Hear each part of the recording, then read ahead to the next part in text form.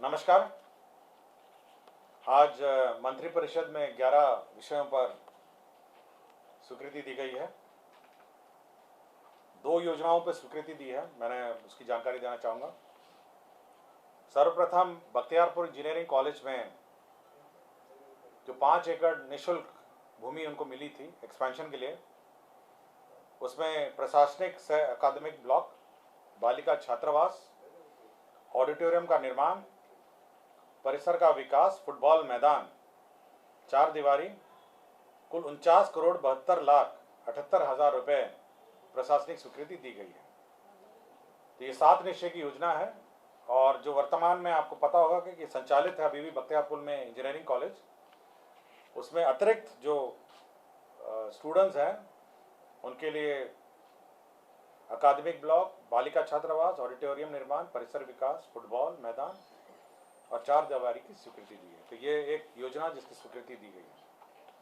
दूसरी योजना जो स्वीकृति दी गई है वह आपको जानकारी होगा कि दरभंगा में राज्य सरकार ने एम्स के लिए, all India institute of medical sciences के लिए भूमि बहादुरपुर अंचल में एकमी शोभन बाईपास सड़क में विभिन्न खेसरा में 189.17 एकड़ में भूखंड में आवश्यकता अनुसार मिट्टी भराई का सैंक्शन किया। मिट्टी भराई और उसका बाउंड्री और उसका आधारभूत संरचना, इसके लिए 3,09,29,59,000 रुपये की प्रशासनिक स्वीकृति दी है। यह जो ज़मीन है वो सड़क से थोड़ी नीची है, जिस कारण से इसको मिट्टी भराई और बाउंड्री वॉल इसको करेंगे। तत्पश्चात यहाँ पर all India institute of medical sciences Darbhanga जो प्रस्तावित है उसका निर्माण किया जाएगा।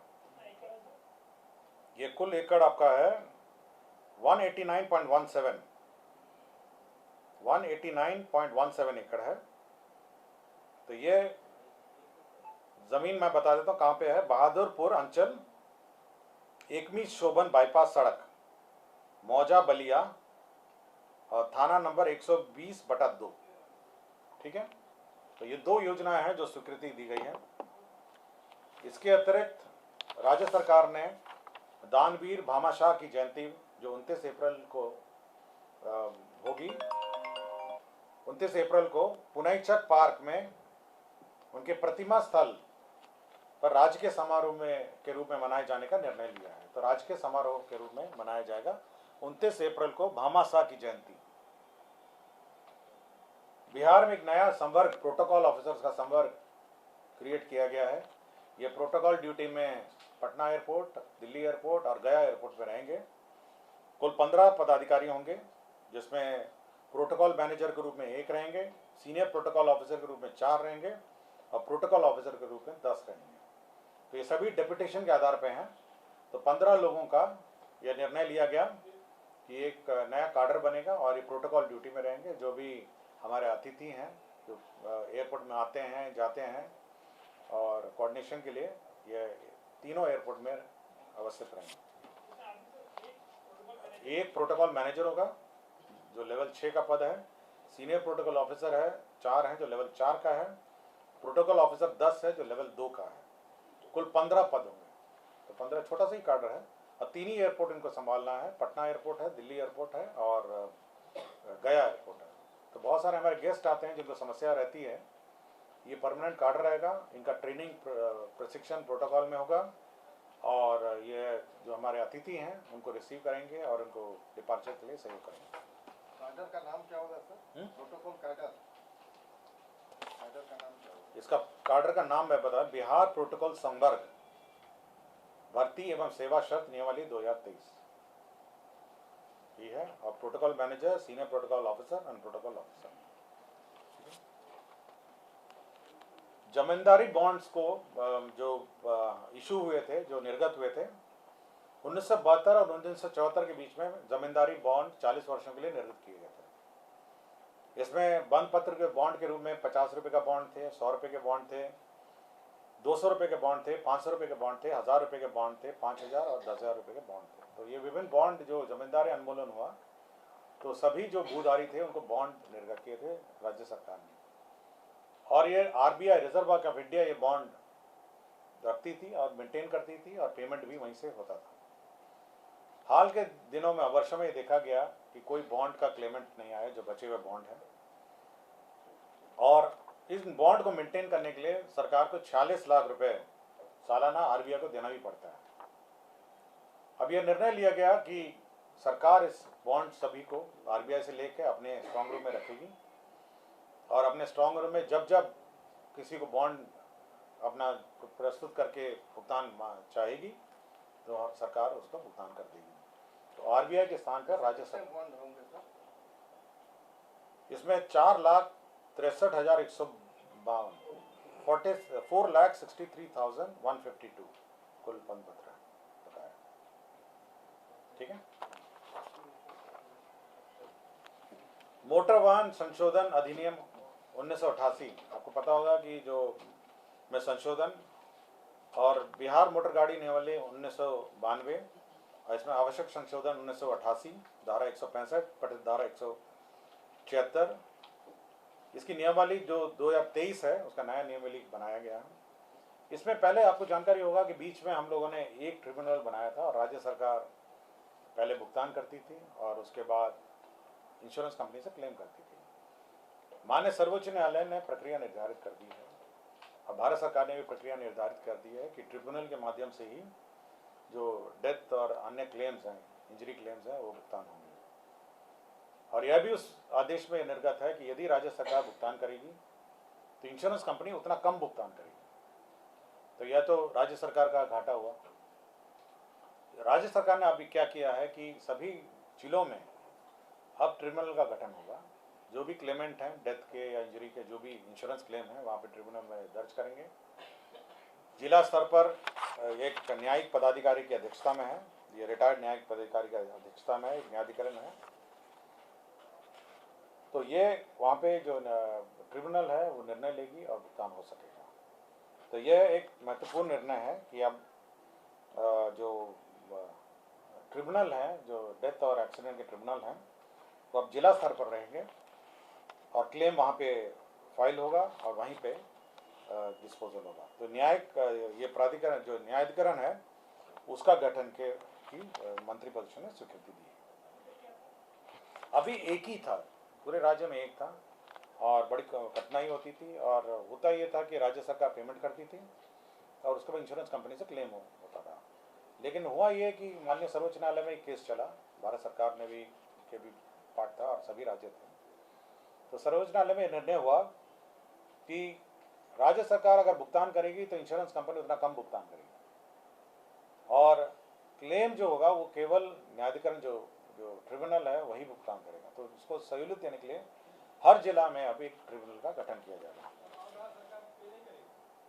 अब तो ट्रिब्यूनल देगा ना, अगर राज्य सरकार देगी तो फिर इंश्योरेंस कंपनी का फायदा हो गया ना, इंश्योरेंस कंपनी उतना कम भुगतान करेगी। गृह विभाग का एक प्रस्ताव था जिसमें बिहार पुलिस के पीटीसी प्रशिक्षित और 3 सिपाही रैंक के पुलिस पदाधिकारी को अन्य राज्य की तर्ज पर अनुसंधान की शक्तियां प्राधिकृत करने के संबंध में आपकी जानकारी है कि रिजर्वेशन एंड प्रमोशन के आलोक में प्रमोशन की कार्रवाई अभी बाधित है और माननीय सर्वोच्च न्यायालय में विचाराधीन है। प्रमोशन के अभाव में जो इन्वेस्टिगेटिंग ऑफिसर्स हैं उनकी कमी है। राज्य सरकार ने यह निर्णय लिया कि जो पीटीसी प्रशिक्षित 3 सिपाही हैं जो प्रमोशन के कगार पे हैं उनको अनुसंधान की शक्तियां दी जाए, केस में ट्रायल की जो केस में अनुसंधान की शक्तियां दी जाए, यह निर्णय राज्य सरकार ने लिया है।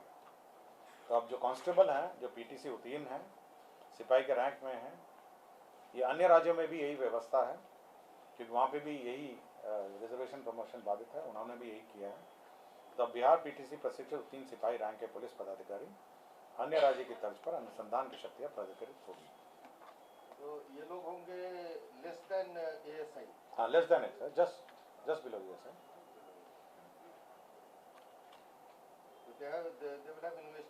Investigating power.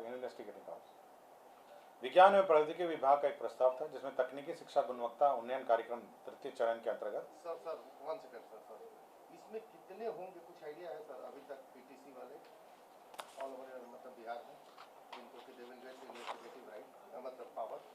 इसमें वर्तमान में राज्य पुलिस में 2832 सिपाही हैं जो पीटीसी प्रशिक्षित हैं, 2832।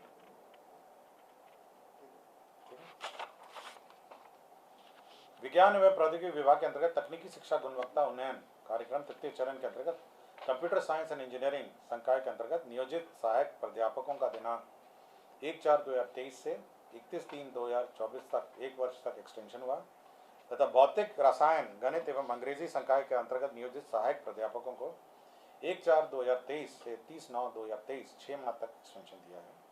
अभी वर्तमान में पद रिक्त हैं और बहाली की प्रक्रिया चल रही है, तो बहाली की प्रक्रिया तक ये एक्सटेंशन का प्रस्ताव है। गृह विभाग एक प्रस्ताव है कि राज्य में हो रहे यौन शोषण के अंतर्गत आपराधिक घटनाओं मृतकी की पहचान स्थापित करने, बच्चों की चोरी, अदला बदली एवं पितृत्व मातृत्व के मामले की जांच के उद्देश्य से बिहार राज्य में क्षेत्र विधि विज्ञान प्रयोगशाला मुजफ्फरपुर भागलपुर में DNA शाखा का एक यूनिट स्थापित करने के लिए राजपत्रित अराजपत्रित कोटि के कुल 14 पदों के सृजन की स्वीकृति है। तो DNA की जांच 2 स्थानों पर होगी, जो मुजफ्फरपुर और भागलपुर में, उसके लिए पदों का सृजन हुआ है। सामान्य प्रशासन विभाग का एक प्रस्ताव था। श्री अशोक कुमार 2 तत्कालीन सब जज ACGM मधुबनी, जो वर्तमान में निलंबित हैं, मुख्यालय मधेपुरा है, उनको गंभीर कदाचार के आरोप में सेवा से बर्खास्त किया गया है। अशोक कुमार 2 हैं, तत्कालीन सब जज ACGM मधुबनी, जिनको बर्खास्त किया गया है।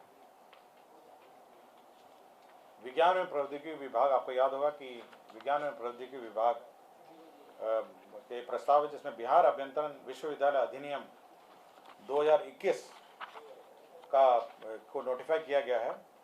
अब उसी के अंतर्गत जो स्टैट्यूट्स जो हैं उसका नोटिफिकेशन अब कैबिनेट से अप्रूव हुआ है। अब ये फुल फ्लेज कार्य करेगी और